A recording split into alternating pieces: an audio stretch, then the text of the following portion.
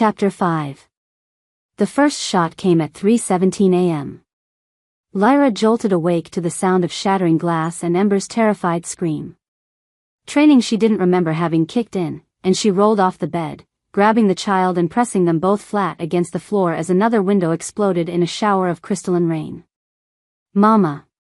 Ember sobbed, her small body shaking with terror. "Shoo, baby, I've got you." Lyra's mind raced as she assessed their options. The guest suite was on the second floor, too high to jump safely. The door was across 15 feet of exposed space. The bathroom had no windows but also no exit. Another shot punched through the wall 6 inches above their heads, and Lyra made her decision. Grabbing Ember, she army-crawled toward the bathroom, using the bed as cover. Behind them, the door to the suite exploded inward. "Target acquired," a male voice said coldly. "Both packages in sight." Packages. They weren't even people to these attackers, just objectives to be eliminated. Lyra slammed the bathroom door and locked it, though she knew it wouldn't hold for long. Her hands shook as she activated the emergency beacon Dr. Martinez had insisted she carry, a small device that would alert compound security to their location. "Mama, I'm scared," Ember whimpered. "I know, sweetheart. Uncle Darius's guards are coming. We just have to be brave for a little bit longer." The bathroom door shuddered under impact. Once. Twice. On the third hit, it splintered. Through the gap stepped a man in black tactical gear, his face hidden behind a mask. He raised his weapon with professional precision, and Lyra did the only thing she could. She threw herself between the gun and Ember. "No!" Ember screamed, and something extraordinary happened. The child shifted. Not fully, she was too young and traumatized for a complete transformation, but her eyes blazed golden, her canine teeth elongated, and a wave of pure alpha power rolled off her small frame like a tsunami. The assassin staggered backward, his weapon wavering as Ember's royal bloodline asserted itself in the most primal way possible. Even through his gear and training, he couldn't entirely resist the instinctive submission response to a dominant wolf in distress. It lasted only seconds, long enough for compound security to flood the bathroom with weapons drawn and fury in their eyes. "Stand down," Marcus commanded, his own alpha authority crashing against the assassin's compromised mental state. "Weapons on the ground. Now." The man hesitated, caught between his mission and the overwhelming presence of multiple alphas. That hesitation cost him everything as Dr. Martinez appeared with a tranquilizer gun and put him down with clinical efficiency. "Is she hurt?" the doctor demanded, immediately checking Ember for injuries. "I don't think so," Lyra said, though her own hands were shaking so badly she could barely hold the child. She shifted. Just partially, but at 3 years old, under extreme stress, she managed a partial shift that projected alpha dominance. Dr. Martinez's voice held wonder and concern in equal measure. "Her bloodline is stronger than we realized." Which meant she was more valuable. And more dangerous to anyone who wanted to control her. The next few hours passed in a blur of medical examinations, security debriefings, and grim-faced pack officials discussing threat assessments in hushed tones. Ember refused to leave Lyra's side, clinging to her chosen protector with desperate strength while pack investigators swarmed the compound. The assassin was a professional, Marcus reported to the emergency council session. "High-grade equipment, military training, no identification. But we did find this." He placed a small communication device on the conference table. "Instructions to eliminate both targets and make it look like an accident. The rogue Omega's death would devastate the child, making her easier to control." Lyra felt sick. They hadn't just been trying to kill her, they'd been planning to use her death as a weapon against Ember. "Any indication who hired him?" Darius asked. His voice was carefully controlled, but Lyra could see the fury burning in his eyes. "The Silverwood Pack is denying involvement, but the timing is suspect," Marcus replied. 3 days after Ember's public rejection of traditional pack structures, professional assassins target the person she's bonded to. "Could be any of a dozen rival packs," Elder Catherine added grimly. The engagement party was, illuminating for many alphas who see opportunity in chaos. Darius's jaw tightened. Meaning? Meaning half the continent now knows that the heir to the Northern Territories can't be controlled through traditional methods. Some see that as weakness to exploit. Others see it as a chance to claim territory through a more malleable child. Lyra looked down at Ember, who was finally sleeping in her lap, exhausted by the night's trauma. This beautiful, innocent little girl was worth billions of dollars in territory and resources. Of course people would kill for her. What's the security assessment going forward? Darius asked. Marcus consulted his notes with military precision. Full lockdown protocols. No one in or out without alpha clearance. Armed guards on rotation. Safe rooms prepared throughout the compound. And long term? Honestly? As long as the rogue remains here, the child will be a target. Her attachment makes her predictable, gives enemies a vulnerability to exploit. The words hit Lyra like physical blows. She'd known this moment would come, the moment when love became liability, when staying meant putting Ember in danger. There has to be another way, Dr. Martinez protested. Separating them now, after this trauma, could cause severe psychological damage. Better psychological damage than death, Marcus replied coldly. Says who? Lyra found her voice, though it came out shakier than she'd intended. Has anyone asked what Ember wants? She's 3 years old, Marcus said dismissively. She wants safety and security, even if she doesn't understand what that requires. She wants her mama, Lyra said quietly. But maybe her mama needs to make the hard choice for her. The room fell silent. Everyone understood what she was saying, what she was offering to do. Lyra, no, Dr. Martinez said softly. If I'm the liability, then I remove myself from the equation. Lyra's voice grew steadier as she found her resolve.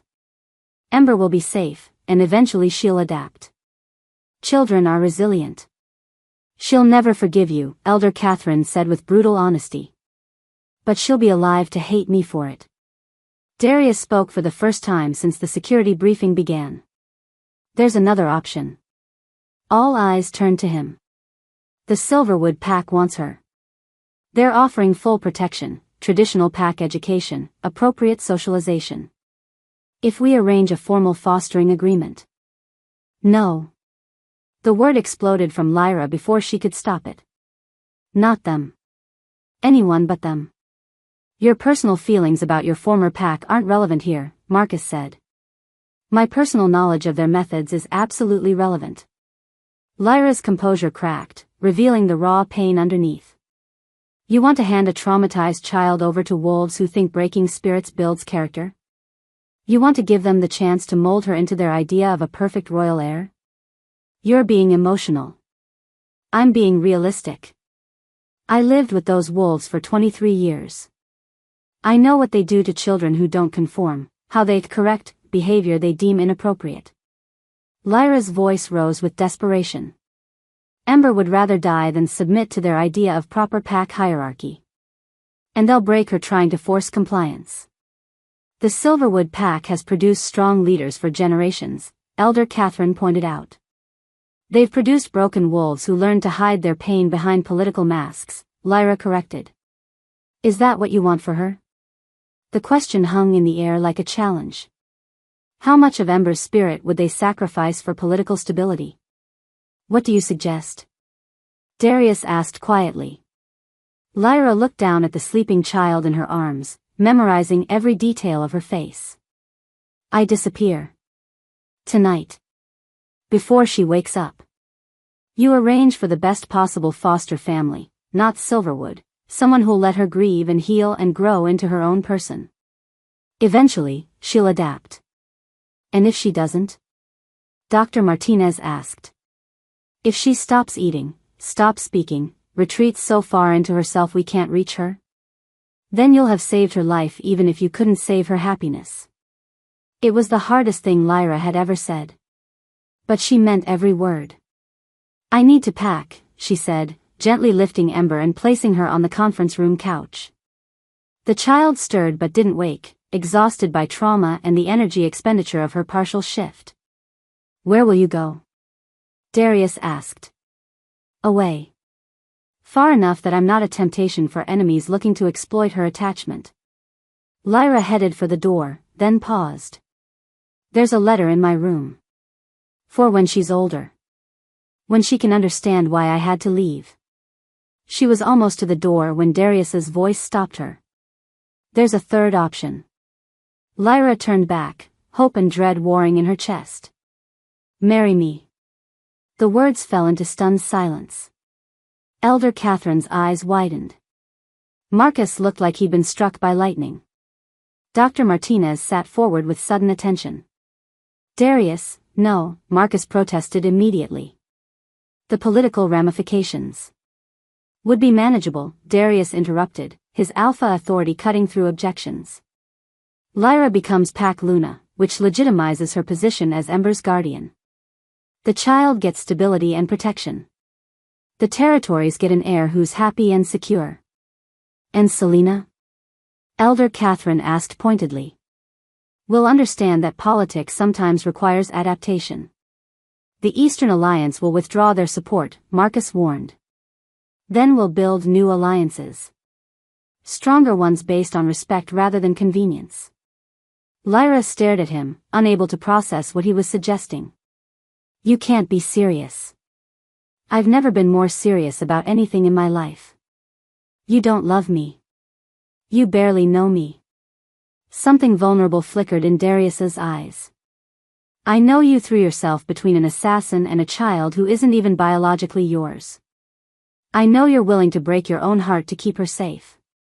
I know Ember lights up when you walk into a room and that you sing off-key lullabies that somehow make her nightmares go away. That's not love. That's gratitude. Maybe. But it's also a foundation we could build on, if you're willing." Lyra's mind reeled. Marriage to an Alpha King. Luna of the Northern Territories. A lifetime of politics and scrutiny and responsibilities she'd never been trained for.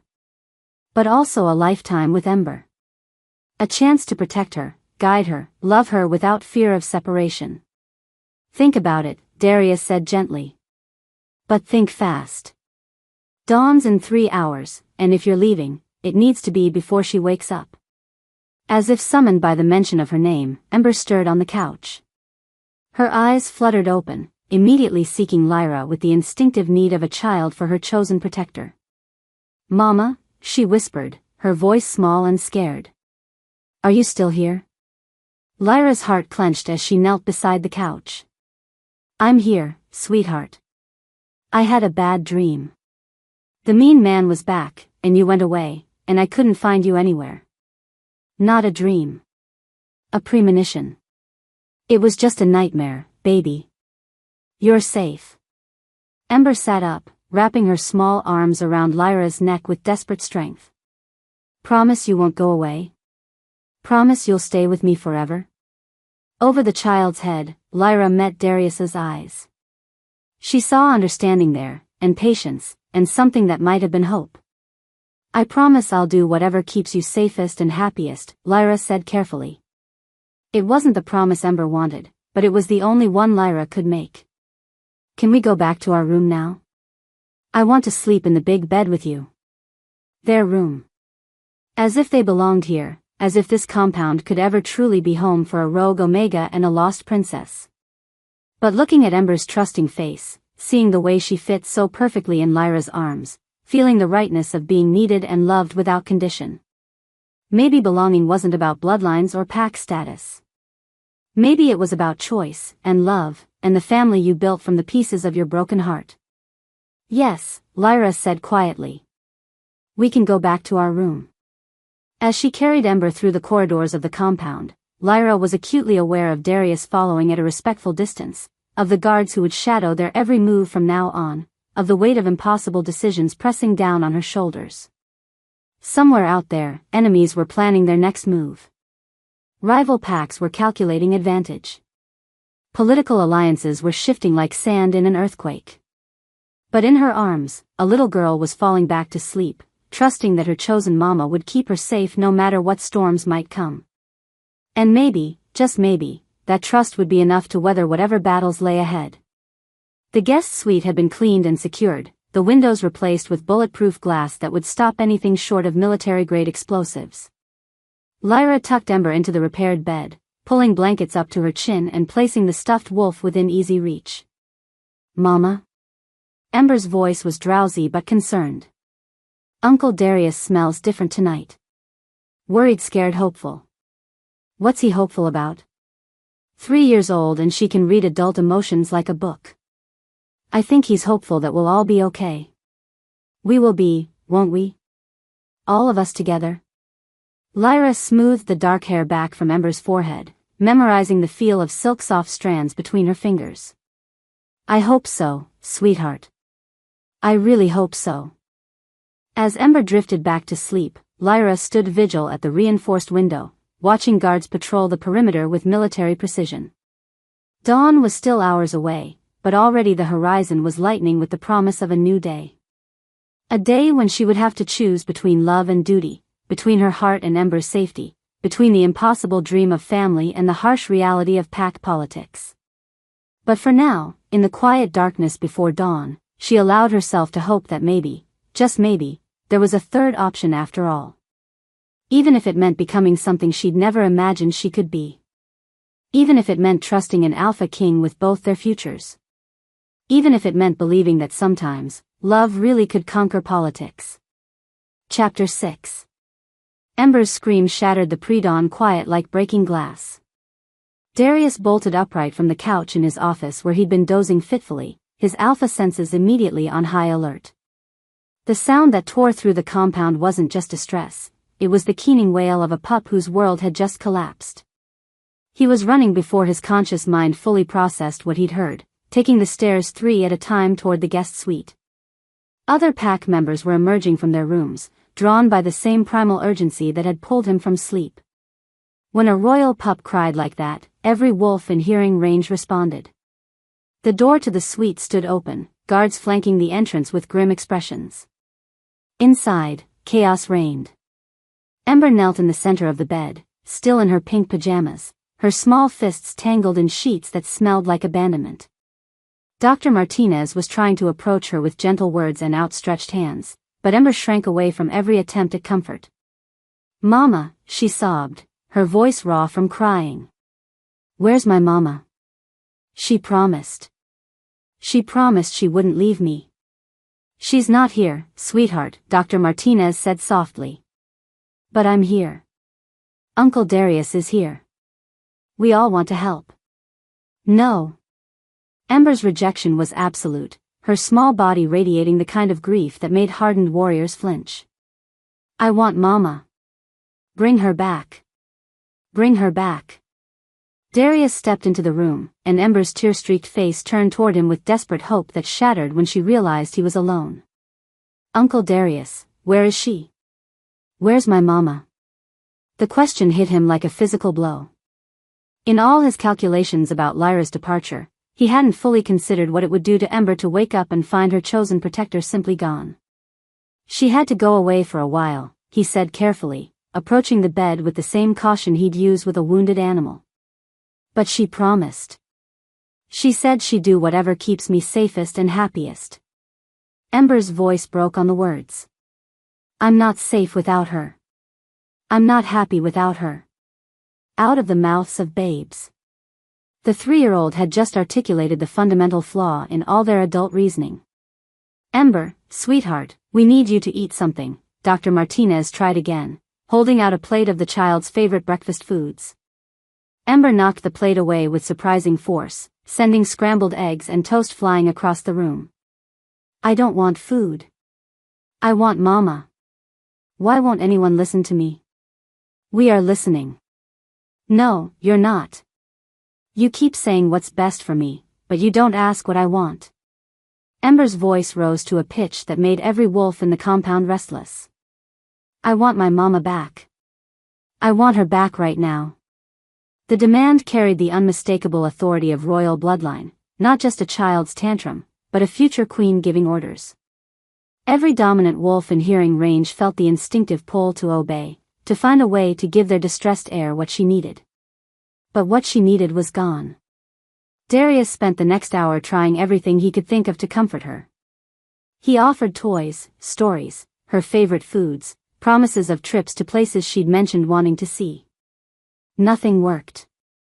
Ember remained curled in the center of the bed, rejecting all comfort that didn't come from Lyra. By noon, the situation had deteriorated beyond anything he'd anticipated.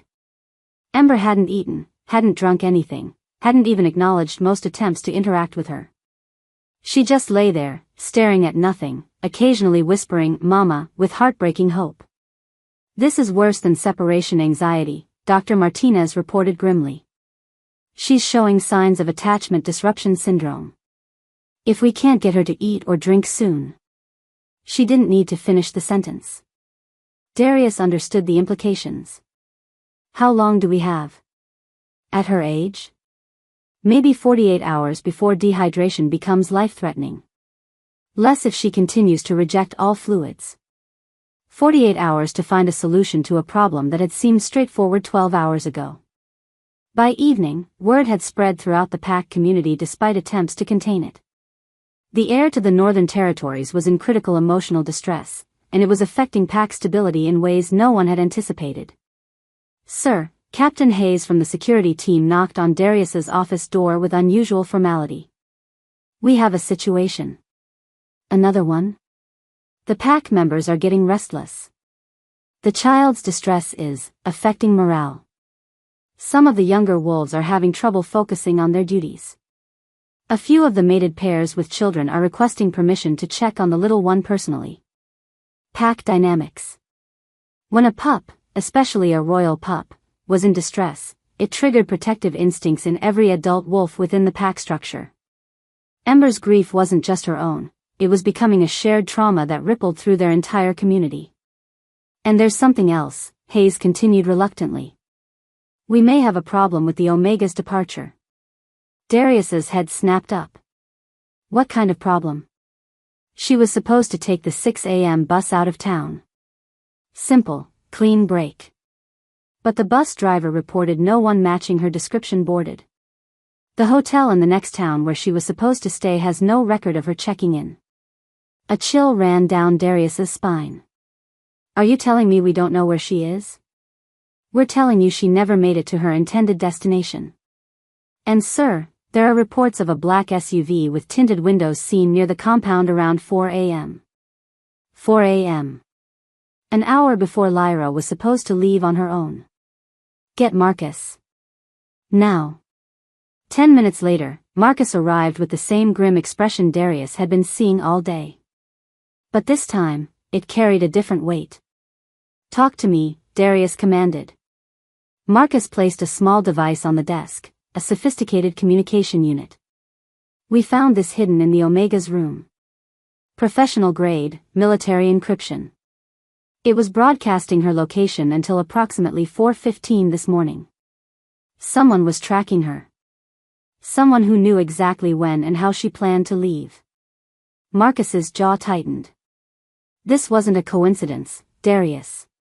Someone orchestrated her departure." "Who?" "We're investigating, but the timing suggests someone with inside knowledge of last night's discussions. Someone who knew she'd agreed to leave and wanted to ensure she actually did." Darius felt rage building in his chest, not the hot fury of a moment, but the cold, calculating anger of an alpha whose pack had been betrayed. "You think someone from our inner circle sold her out?" "I think someone decided the rogue Omega was too much of a complication and took steps to remove her permanently." A soft knock interrupted them.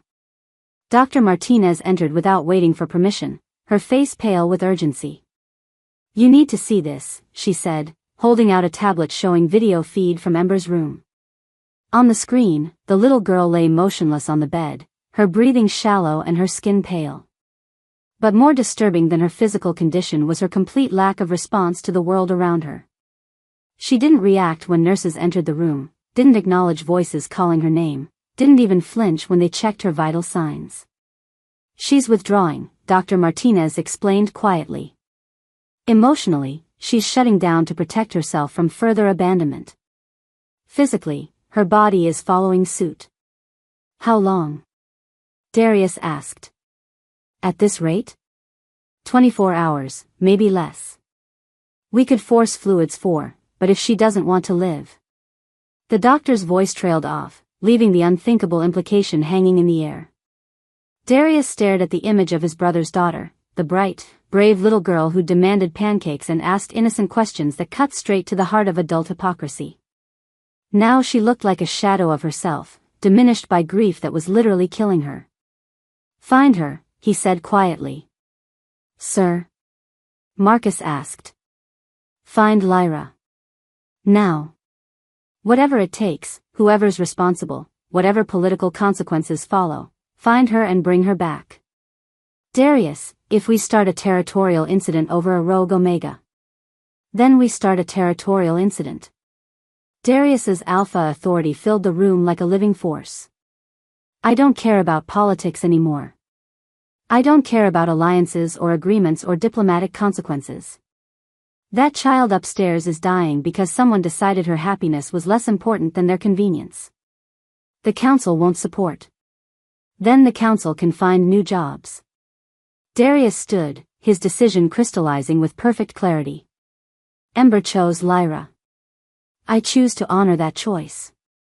Anyone who has a problem with that can challenge me directly. It was a line in the sand, drawn with royal authority and personal conviction. Marcus stared at him for a long moment, then nodded slowly. I'll mobilize the security teams. If she's out there, we'll find her. As Marcus left to coordinate the search, Dr. Martinez lingered in the doorway. You know this could destroy everything you've built, she said quietly. Everything I've built is worthless if I can't protect a 3-year-old girl from political vultures. And if Lyra's already dead? The question hit him like a physical blow, but he forced himself to consider it.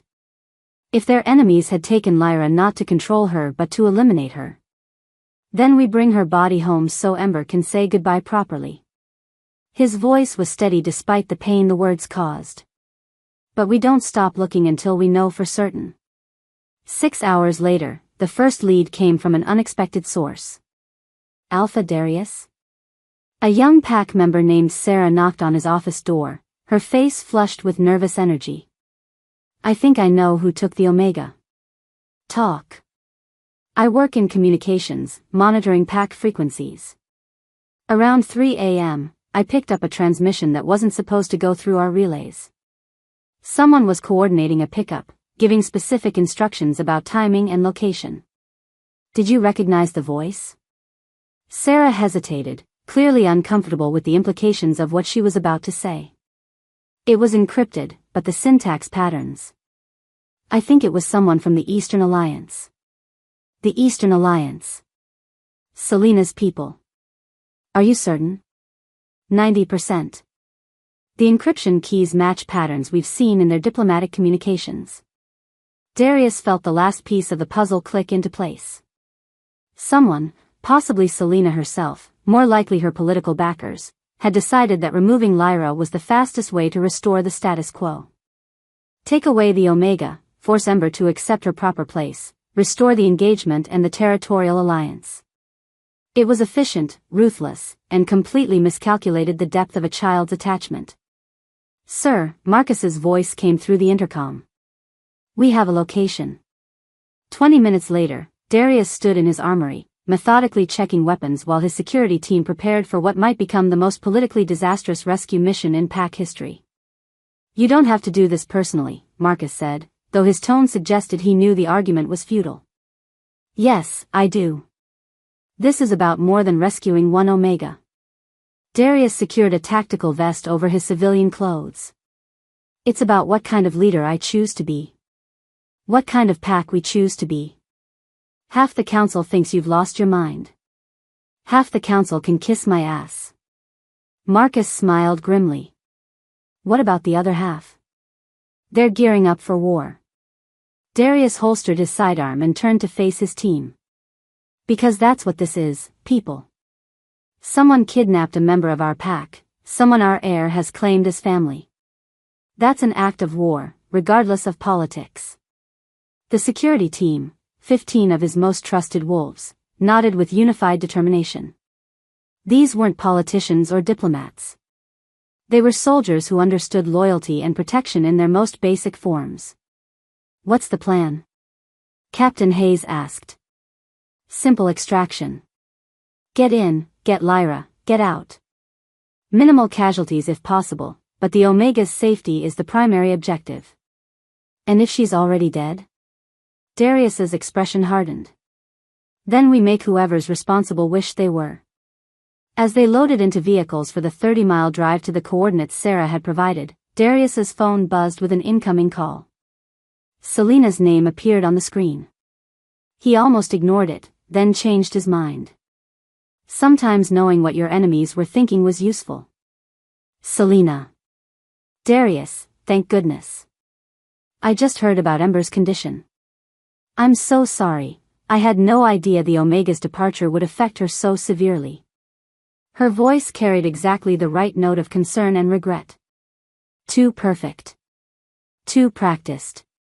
"Where is she, Selena?" "I'm sorry, what?" "Don't insult my intelligence." "Where is Lyra?" A pause. Then, more carefully, "I have no idea what you're talking about." "Are you suggesting I had something to do with the Omega leaving?" "I'm suggesting you had something to do with her being taken." Another pause, longer this time.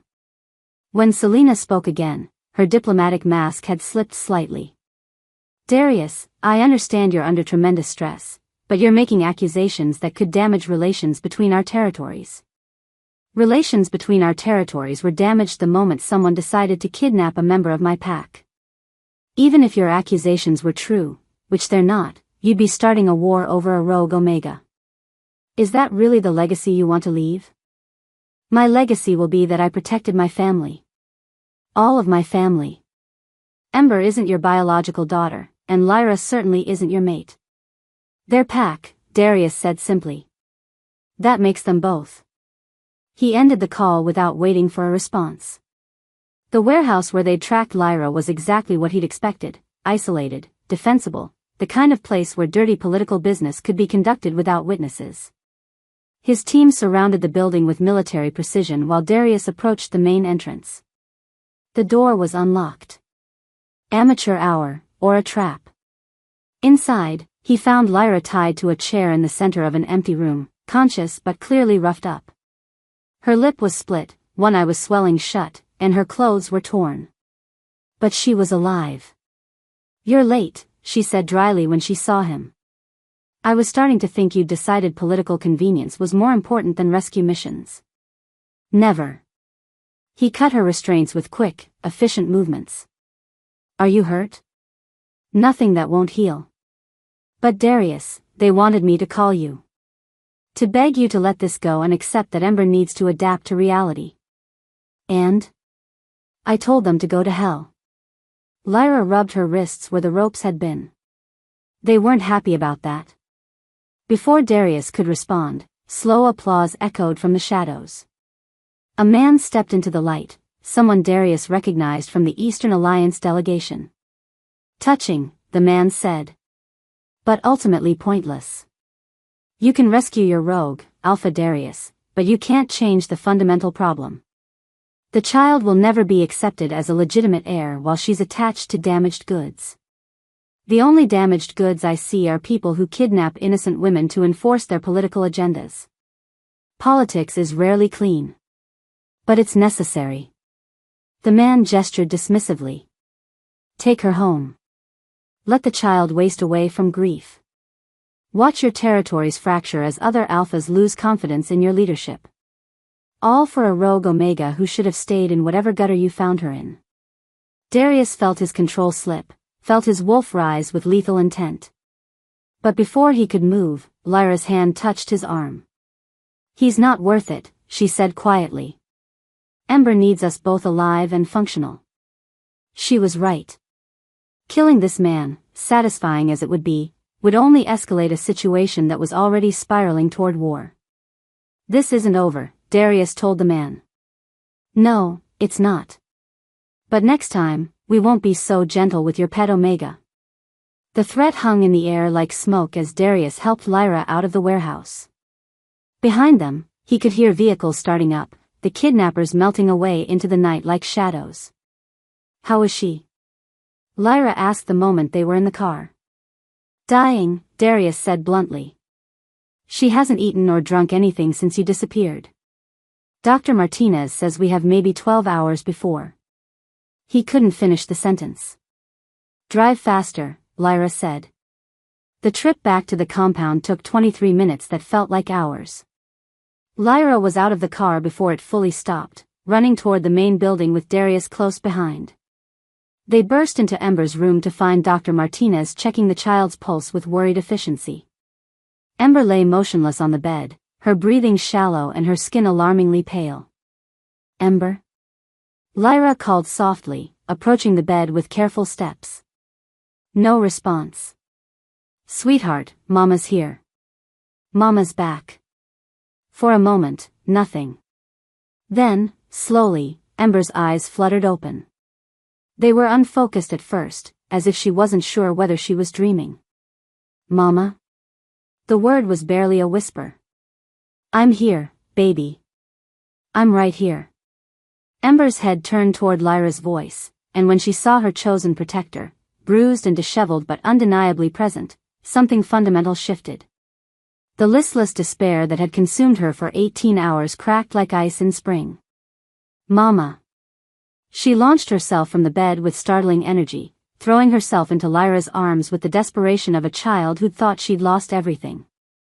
"I thought you left me. I thought you broke your promise." "Never," Lyra whispered, holding her close. "I would never leave you by choice. Someone took me away, but Uncle Darius brought me back." Ember pulled back to study Lyra's face, her small fingers tracing the bruises with gentle concern. "You're hurt. Just a little. Nothing that won't heal." "Good." Ember's voice carried the fierce satisfaction of a child whose world had been restored. Then she turned to Darius with shining eyes. "Uncle Darius, you saved my mama." "We save the people we love," he said simply. "Like family does." "Exactly like family does." As Dr. Martinez checked Ember's vital signs and pronounced her well on the road to recovery, Darius watched Lyra hold the child who'd chosen her against all political logic and social convention. Tomorrow would bring consequences. The Eastern Alliance would demand explanations. Other territorial leaders would question his judgment. Political alliances would shift and fracture. But tonight, a little girl was safe in her chosen mother's arms. And sometimes, that was the only politics that mattered. Chapter 7. The Eastern Alliance delegation arrived at dawn, their black vehicles cutting through the fresh snowfall like predators stalking prey. Lyra watched from Ember's bedroom window as armed wolves in expensive suits arranged themselves around the compound's main entrance with military precision. "They look angry," Ember observed, perched on Lyra's lap and peering through the reinforced glass. The little girl had barely left her chosen mother's side since the reunion 12 hours ago, as if afraid Lyra might disappear again if she looked away. "They have every right to be angry," Darius said from the doorway, his voice carrying the weight of political understanding and personal regret.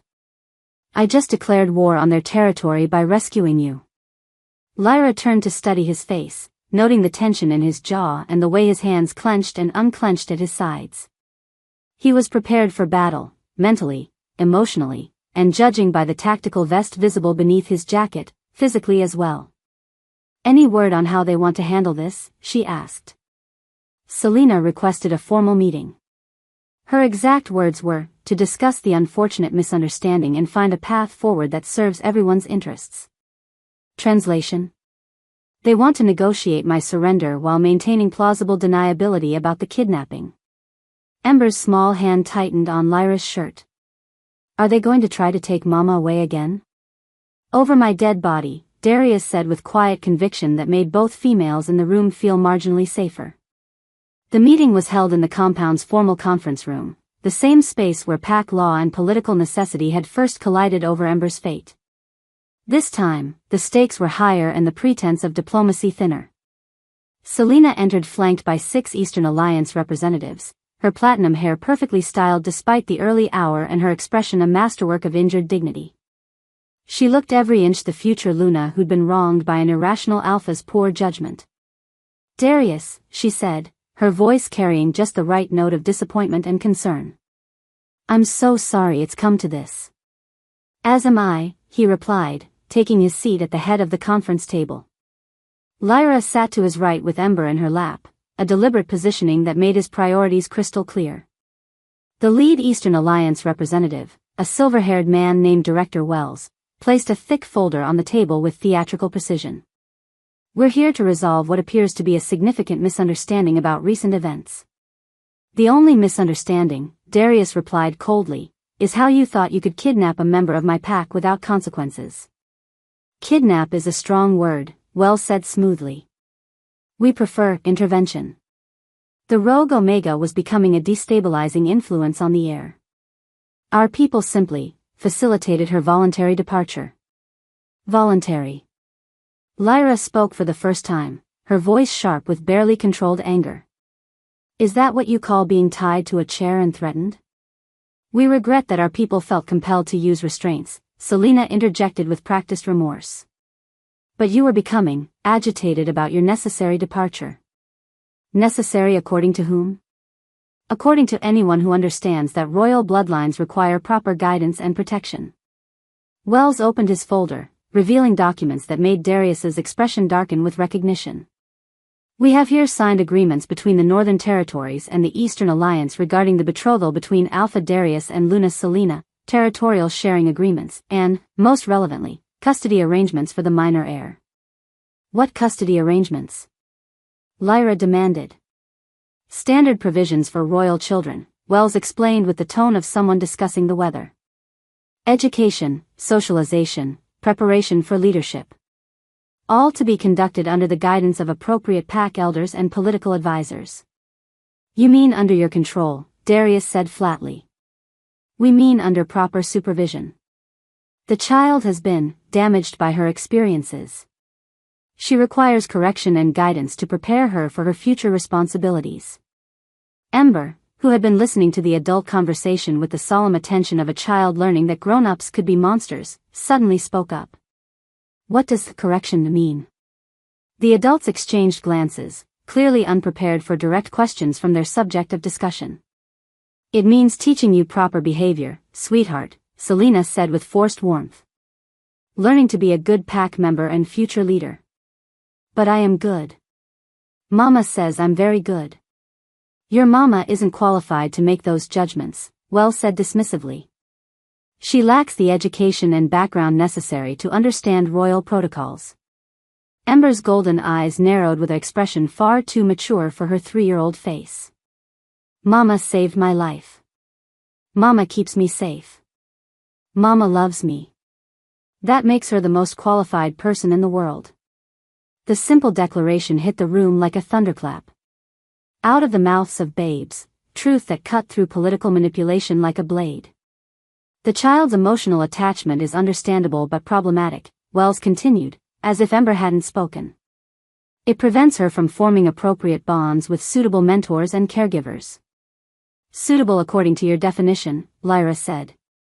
Suitable according to centuries of successful pack leadership. Selena leaned forward, her mask slipping slightly to reveal the desperation underneath. Darius, you have to understand, Ember's behavior at the engagement party was seen as a rejection of pack authority. Other territories are questioning the Northern Territory's stability. If we can't present a united front, then we present an honest front, Darius interrupted. A leader who protects his family over political convenience. Even if that family includes a rogue Omega with no legal standing? Especially then. Wells's expression hardened. Perhaps it's time to discuss alternatives. If Alpha Darius feels unable to fulfill his obligations to the Eastern Alliance, other arrangements could be made. The threat was subtle but unmistakable. If Darius didn't comply, they'd find another way to control Ember, and remove him from the equation entirely. What kind of alternatives? Lyra asked, though she suspected she already knew. Custody could be transferred to more appropriate guardians. The Silverwood Pack has expressed renewed interest in fostering the heir. They have experience with challenging children. Over my dead body, Darius and Lyra said simultaneously. Wells smiled without warmth. That could be arranged as well. The temperature in the room dropped 20 degrees as Darius's alpha power flooded the space like a tsunami. Every Eastern Alliance representative except Wells took an involuntary step backward. Are you threatening me in my own territory? Darius asked, his voice deadly quiet. I'm offering you choices, Wells replied, apparently immune to alpha intimidation. Honor your agreements and restore stability, or face the consequences of your poor judgment. And what consequences would those be? Wells gestured to his companions, who began placing additional documents on the table. Withdrawal of Eastern Alliance support. Termination of trade agreements. Cessation of territorial protection pacts. And, of course, formal challenges to your authority from alphas who believe you've proven unfit to rule. Ember had been following the conversation with growing anxiety, her small body trembling with stress as she picked up on the adult emotions swirling around her. When Wells mentioned challenges to your authority, she turned to Lyra with wide, frightened eyes. Mama, what does that mean? Are they going to hurt Uncle Darius? No, sweetheart, Lyra said firmly, though her own heart was racing. Uncle Darius is very strong. No one's going to hurt him. But they want to take me away from you again, don't they? The question hung in the air like an accusation. Wells looked pleased that the child was finally grasping the situation, while Selena had the grace to look uncomfortable. Sometimes children have to do things they don't like, Wells said with patronizing patience. It's part of growing up and learning responsibility. I don't want to grow up if it means leaving Mama, Ember said with devastating honesty. You don't have a choice, Wells replied. You're royal bloodline. Your life belongs to your pack, not to your personal preferences. It was the wrong thing to say to a traumatized 3-year-old who'd already lost everything once. Ember's distress spiked so sharply that every wolf in the room felt it like a physical blow. Her breathing became rapid and shallow, her golden eyes wide with panic. No, she whispered. No, no, no. I won't go. I won't leave Mama again. Sweetheart, calm down, Lyra murmured, trying to soothe her with gentle touches and reassuring words. But Ember was spiraling into full panic mode, her small body shaking with terror. They're going to take me away, she sobbed. They're going to hurt Uncle Darius and take me away from you and make me live with mean strangers who don't love me. That's not going to happen, Darius said firmly, moving closer to the pair. I promise you, Em. No one is taking you anywhere. Wells laughed coldly. You're not in a position to make promises, Alpha Darius. The agreements are binding, and the child will be transferred to appropriate custody whether you consent or not. That was when everything went sideways. Ember's terror reached a breaking point, and something extraordinary happened. The air in the room suddenly pressed down like a physical weight, and every wolf present, Eastern Alliance delegation included, felt the irresistible urge to drop to one knee. Not to Darius. Not to any of the adults in the room. To the 3-year-old child whose alpha power had just exploded outward with the force of a natural disaster. Protect Mama, Ember commanded, her voice carrying an authority that shouldn't have been possible for another decade. Protect Uncle Darius. Protect our family. The compulsion hit every wolf in the building like a tsunami. Pack members throughout the compound dropped what they were doing and converged on the conference room with military urgency. Eastern Alliance representatives found themselves standing protectively around Lyra and Darius despite their political objectives. Even Selena stepped forward, her body moving against her conscious will to shield the family she'd been trying to separate. Impossible, Wells breathed, fighting against the compulsion with visible effort. Alpha commands don't manifest until puberty.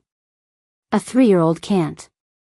A 3-year-old royal bloodline under extreme stress can do anything, Dr. Martinez said from the doorway, where she'd arrived with the first wave of responding pack members. Especially one whose genetic lineage includes some of the most powerful alphas in pack history. Ember's power gradually ebbed, leaving her exhausted and shaking in Lyra's arms. The compulsion faded, but its effects lingered. Every wolf in the room now bore the psychic imprint of a royal command to protect the small family that had been threatened. Well, Darius said into the stunned silence, I think that settles the question of what Ember wants. Wells struggled to his feet, his composure finally cracking. This changes nothing. A child's tantrum doesn't override legal agreements. That wasn't a tantrum, Lyra said quietly. That was a future queen making her well known. A queen who needs proper guidance and training. A queen who just commanded every wolf in this room to protect her chosen family, Darius interrupted. Including your people. How's that for royal authority? Selena, who had been silent throughout Ember's display of power, finally spoke. The engagement, she said quietly.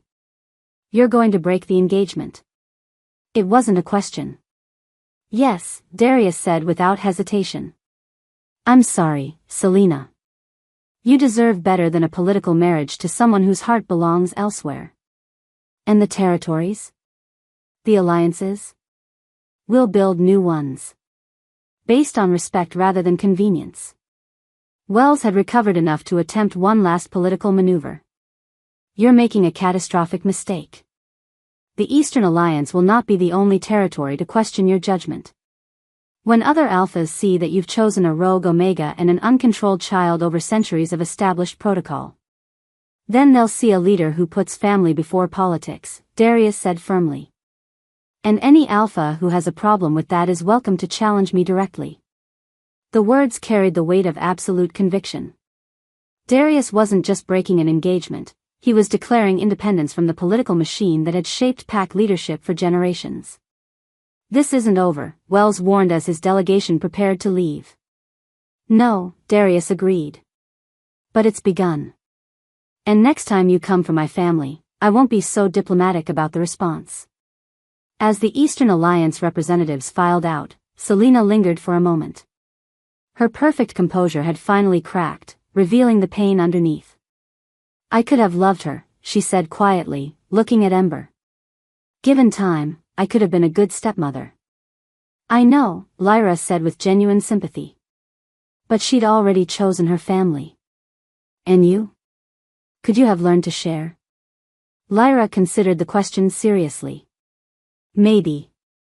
But sharing wasn't what you were offering. You wanted replacement, not addition. Selena nodded slowly. Perhaps you're right. She turned to Darius with something that might have been relief in her eyes. For what it's worth, I think you're making the right choice. Even if it costs you everything. It won't cost me everything, Darius said, watching Lyra hold Ember close. It's giving me everything that matters. After Selena left, the family, because that's what they were now, officially and irrevocably, sat in the quiet conference room and contemplated what they'd just done. Uncle Darius? Ember's voice was small and tired after her display of power. Yes, little wolf. Are you sure about choosing us? The mean man said it would cause problems. Darius knelt beside her chair, bringing himself to her eye level. Problems come and go. But family is forever. You and Mama are my family now, and that's the only choice that matters. Even if other alphas get angry? Even then. Ember considered this with the gravity of a child processing adult concepts. Good. Because I already told everyone to protect our family. So if anyone tries to hurt us, they'll have to fight everybody. Out of the mouths of babes. The 3-year-old had just articulated a fundamental truth about pack dynamics. When a royal command was given, it created bonds that transcended political convenience. That's right, Darius said with a smile. They'll have to fight everybody. As snow continued to fall outside the windows, covering the compound in pristine white that would soon be marked by the tracks of departing enemies and gathering allies, the newly declared family sat together and planned for an uncertain but united future. They'd burned bridges, shattered alliances, and declared independence from centuries of political tradition. But they'd also chosen love over convenience, family over politics, and the happiness of one small girl over the approval of the entire supernatural establishment. Some choices were worth any price. And some families were worth fighting the whole world to protect. Chapter 8. 6 months later. The morning light streamed through the kitchen windows of what had once been called the compound but was now simply home, catching the dust motes that danced above the breakfast table where 3-year-old Ember was waging war against her scrambled eggs. "I don't want vegetables in my eggs," she declared with the imperial authority of someone who'd learned that her voice carried weight in this household. "Vegetables are yucky." "Vegetables help you grow big and strong," Lyra replied patiently, settling her expanding frame into the chair beside her daughter, because that's what Ember was now, legally and in every way that mattered. The adoption papers were framed in Darius's office, right next to their mating certificate and a crayon drawing Ember had made of their family. "I'm already big and strong. I can make the mean alphas listen to me." Ember picked a piece of bell pepper out of her eggs with surgical precision. "See? Big and strong." Darius looked up from his tablet, where he'd been reviewing the morning's intelligence reports, and tried to hide his smile.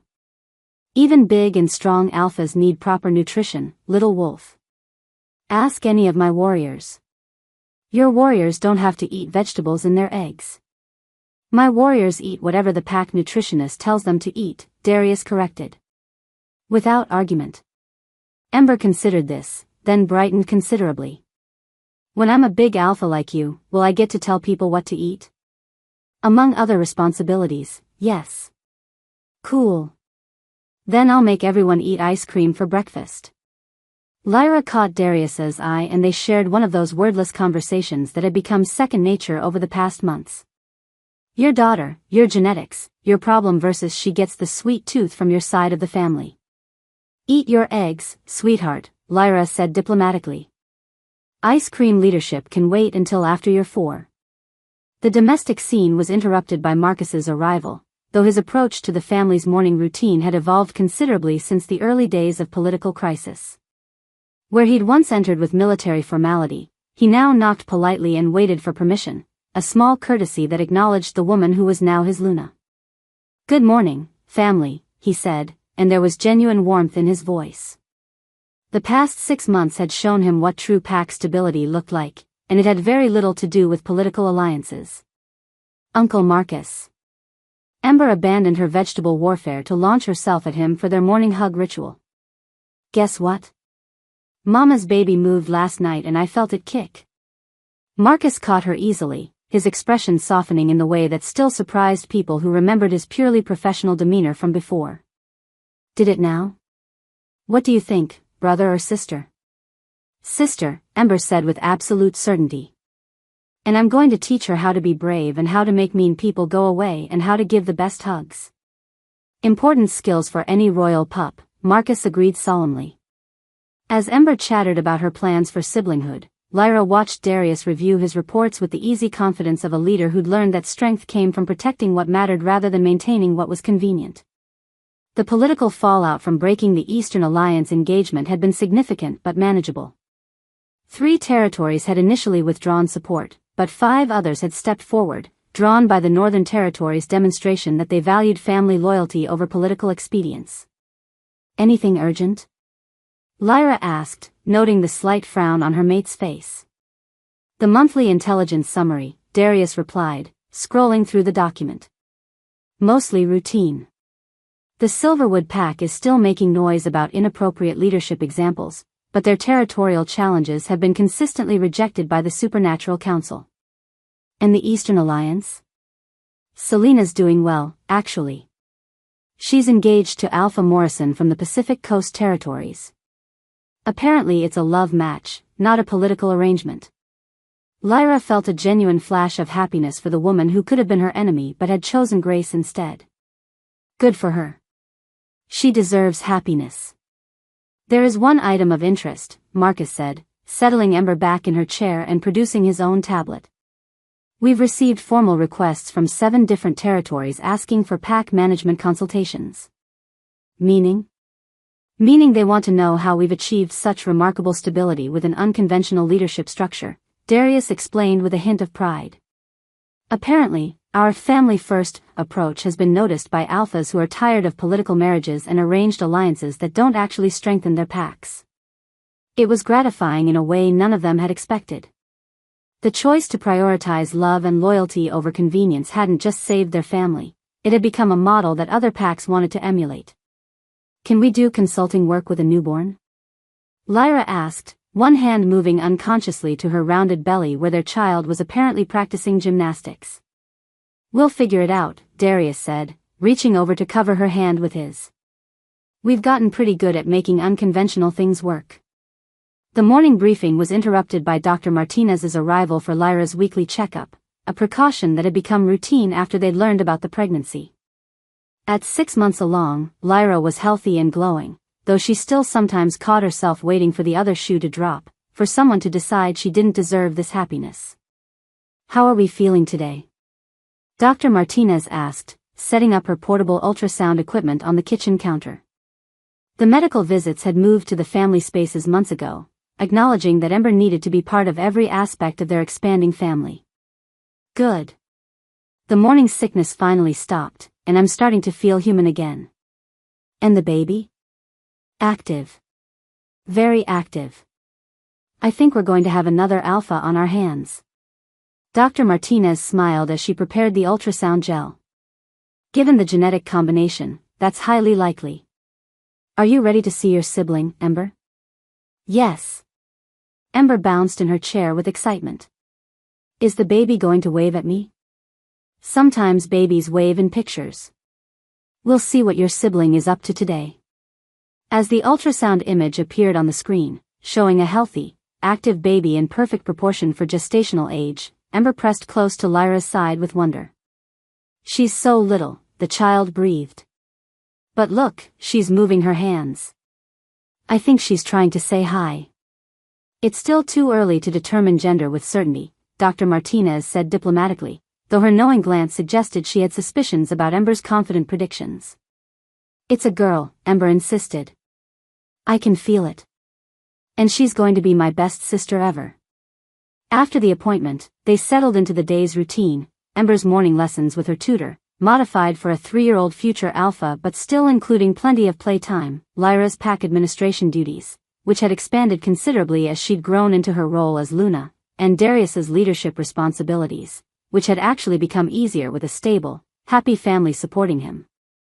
The afternoon brought an unexpected visitor in the form of Alpha Christina from the Mountain View territories, a middle-aged woman whose pack had been struggling with internal conflicts for months. "Alpha Darius, Luna Lyra," she greeted them formally in the main reception room, though her eyes kept drifting to Ember, who was playing quietly with her blocks nearby. "Thank you for agreeing to see me." "Of course," Darius replied. "Marcus mentioned you were dealing with some pack cohesion issues." "That's one way to put it." Alpha Christina's composure cracked slightly. "The truth is, my pack is falling apart. 3 different factions, all pushing their own political agendas, all convinced they know what's best for our territory. Meanwhile, our pack members are caught in the middle, stressed and confused and looking for leadership that actually leads." "What approaches have you tried?" Lyra asked. "Everything traditional. Council meetings, formal negotiations, compromise agreements that satisfy no one. But nothing works because everyone's so focused on being right that they've forgotten about being family." From her play area, Ember looked up with the uncanny timing that had become her specialty. "Are your pack people fighting?" she asked with innocent directness. Alpha Christina looked surprised to be addressed by a 3-year-old, but she answered honestly. "Yes, sweetheart. They're fighting a lot." "That's silly," Ember said matter-of-factly. "Fighting makes everyone sad. When people in our pack disagree, Papa listens to everyone, and Mama makes sure everyone feels heard, and then they decide together what's best for the babies and the old wolves." The observation was delivered with the casual wisdom of a child who'd grown up watching functional leadership, but it hit Alpha Christina like a revelation. "From the mouths of babes," Lyra said softly. "She's right, though. Most pack conflicts stem from people feeling unheard or undervalued. When leadership prioritizes the most vulnerable pack members, the children, the elderly, the ones who can't fight for themselves, everything else tends to fall into place. But how do you balance competing interests? How do you make decisions when everyone wants something different?" Darius leaned forward, his expression serious. "You ask yourself what choice will let you sleep peacefully next to your mate and look your children in the eye without shame. Politics are temporary. Family is forever. Even when family includes pack members who aren't blood relatives. Especially then, Lyra said firmly. Blood doesn't make family. Choice does. Love does. Commitment to each other's well-being does. They spent the next 2 hours discussing practical strategies for pack cohesion, conflict resolution, and leadership that prioritized people over politics. Alpha Christina took notes with the focused attention of someone who'd found hope in an unexpected place. One more question, she said as the meeting wound down. How do you handle criticism from other territories? I know the Northern Territories face significant political pressure after your unconventional choices. Darius and Lyra exchanged a glance, remembering those uncertain early days when it had seemed like the entire supernatural world was watching and waiting for them to fail. You focus on results, Darius said simply. Happy pack members, stable territory, thriving children. When other alphas see that your unconventional approach actually works, criticism turns to curiosity. And if they don't approve? Then they're welcome to manage their own territories while you manage yours, Lyra added with a smile that had steel underneath. We've learned that the alphas most critical of family-first leadership are usually the ones whose own packs are struggling with loyalty and cohesion. As Alpha Christina prepared to leave, Ember approached her with the serious expression of a child making an important decision. Alpha Christina, she said formally, if your pack people are sad because they're fighting, maybe they need hugs. Hugs make fighting stop. Hugs. Mama gives the best hugs, Ember explained with the authority of personal experience. And Papa makes scary things go away. Maybe your pack people need someone to hug them and make their scary things go away too. Alpha Christina knelt to Ember's level, her eyes bright with unshed tears.